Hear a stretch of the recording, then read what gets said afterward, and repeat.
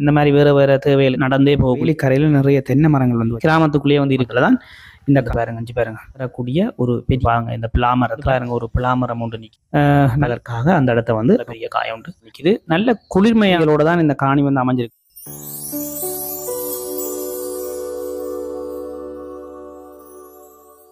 சொந்தங்கள் அனைவருக்கும் அன்பான வணக்கம்.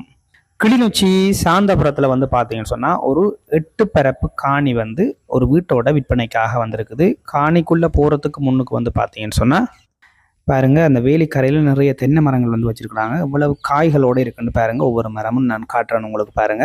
நிறைய பயன் தரக்கூடிய மரங்களோட தான் இந்த 4 ஏக்கர் காணியும் வந்து அமைஞ்சிருக்குது. பார்த்தீங்கன்னா தெரியும் எவ்வளவு காய்கள் இருக்குன்னு சொல்லி பாருங்க. இந்த காணி வந்து சரியாக அமைந்திருக்கக்கூடிய அந்த அமைவிடம் வந்து பார்த்தீங்கன்னு சொன்னால் நீங்கள் வந்து இரணைமடு சந்தியில இருந்து இரணைமடு குளத்துக்கு போகின்ற அந்த பிரதான வீதியினூடாக போக வேண்டியிருக்கும். சரியா ஒரு 3-3.5 கிலோமீட்டர் தூரத்தில் இந்த கிராமம் சாந்தபுரம் என்ற இந்த கிராமம் வந்து அமைஞ்சிருக்குது. அந்த கிராமத்தில் தான் இந்த காணி வந்து அமைஞ்சிருக்குது. பார்த்தீங்கன்னா தெரியும். இப்போ நாங்கள் வந்து காணிக்குள்ளே வந்து வந்துட்டோம். எக்கச்சக்கமான மரங்கள் இருக்குதுங்க. பயன் தரக்கூடிய மரங்கள் உண்மையாலுமே வந்து பார்த்தீங்கன்னு சொன்னால் நாங்கள் வந்து கட்டமாக அப்படியே பார்த்து கொண்டு போவோம். இதில் வந்து பாருங்கள் ஒரு பிலாமரம் வந்து எவ்வளவு காய்களோடு இருக்குன்னு பாருங்க. பாருங்க மரம் ஃபுல்லாகவே காய் தான் இருக்குதுங்க. அதே மாதிரி இங்கால வந்து பார்த்தீங்கன்னு சொன்னால் வீட்டு முற்றத்திலேயே வந்து ஒரு மாமரம் ஒன்று நிற்கிது. நல்ல நிழல் தரக்கூடிய ஒரு பெரிய மாமரமாக இருக்குது. இது வந்து வீடு வந்து பார்த்தீங்கன்னு சொன்னால் 2 ரூம் இருக்குது. ஹோல் கிச்சன் இருக்குது. முன்னுக்கு வந்து ஒரு சின்ன ஒரு பத்தி ஒன்று வைக்கிறாங்க. ஒரு வீட்டு திட்ட வீடு தான் இருக்குது. மற்றது வந்து பார்த்தீங்கன்னு சொன்னால் அங்கால வந்து காணியோட அமைப்பு பாருங்கள் எப்படி இருக்குன்னு சொல்லி ஒரு வெட்டு கிணறு ஒன்று இருக்குது. அதை நான் உங்களுக்கு கொண்டே காட்டுறேன். அதை விட வந்து பார்த்தீங்கன்னு சொன்னால் காய்க்கக்கூடிய மரங்கள் வந்து தென்னை மரங்கள் வந்து ஒரு 7-8 தென்னை மரங்கள்கிட்ட இருக்குதுங்க. எல்லாமே காய்க்கக்கூடிய மரங்கள் தான். மற்றது பிலாமரம் வந்து பார்த்தீங்கன்னு சொன்னால் 6 பிலாமரம் இருக்குது. 6ம் காய்க்கக்கூடியது பாருங்கள். நல்ல தண்ணியோட இந்த வெட்டு கிணறு ஒன்று இருக்குது. தொங்கல்லையும் வந்து பாருங்கள் ஒரு பிலாமரம் ஒன்று நிற்கிது. அதே மாதிரி வந்து பார்த்தீங்கன்னு சொன்னால் இங்கால வந்து வேறு அந்த கொய்யா மரங்கள் நிற்கிது. அன்னமுன்னா நிற்கிது. ஜம்பு மரம் நிற்கிது.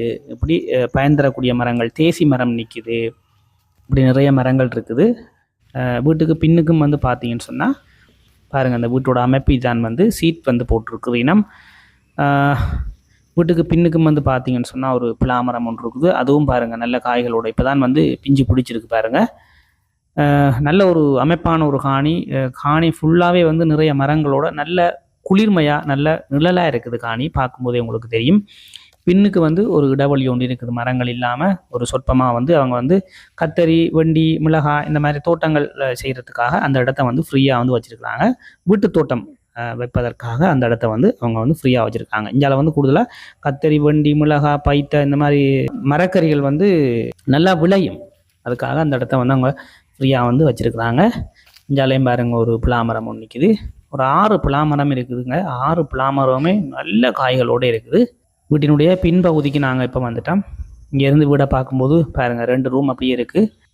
ஒரு அளவான ஒரு வீடு தான். மற்றது வந்து பார்த்தீங்கன்னு சொன்னால் ஏனையின் வீதி இரணைமடு சந்தியிலிருந்து சரியாக ஒரு 3-3.5 கிலோமீட்டர் தூரத்தில் தான் இந்த காணியும் வந்து அமைஞ்சிருக்குது. தொங்கலில் ஒரு பெரிய காயம் ஒன்று இருக்குது பாருங்கள். இவ்வளோ பெரிய காயம் உண்டு. வீட்டு வேலையை பொறுத்த வரைக்கும் வெளியிலெல்லாம் பூச்சி வேலையெல்லாம் செய்யலை. வெளிப்பக்கங்களில் நீங்கள் வந்து பூச்சி வேலை செய்து கொள்ள வேணும். வீட்டுக்குள்ளேயும் வந்து பார்த்தீங்கன்னு சொன்னால் அங்கங்கே நிறைய வேலைப்பாடுகள் இருக்குது. வேலைப்பாடுன்னு சொன்னால் அந்த பூச்சி வேலையில் அது சின்ன சின்ன வேலையெல்லாம் இருக்குது. அதெல்லாம் நீங்கள் செய்து எடுத்துக்கொள்ள வேண்டியிருக்குது. பாருங்கள் இதுலேயும் ஒரு மாமரம் ஒன்று நிற்கிது.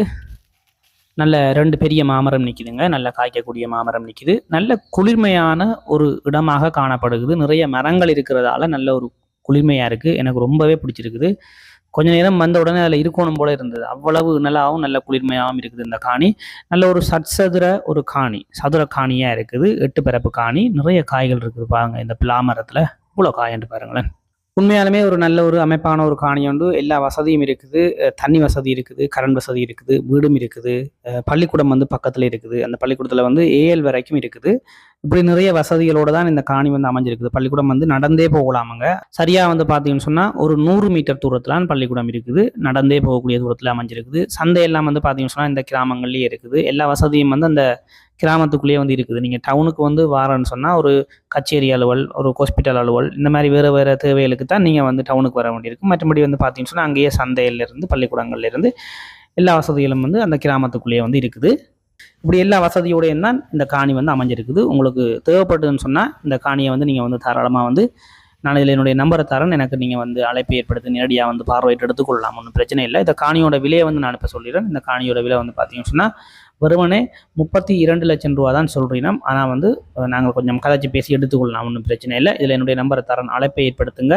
மற்றும் ஒரு பதிவில் நான் உங்களை சந்திக்கிறேன். நன்றி, வணக்கம்.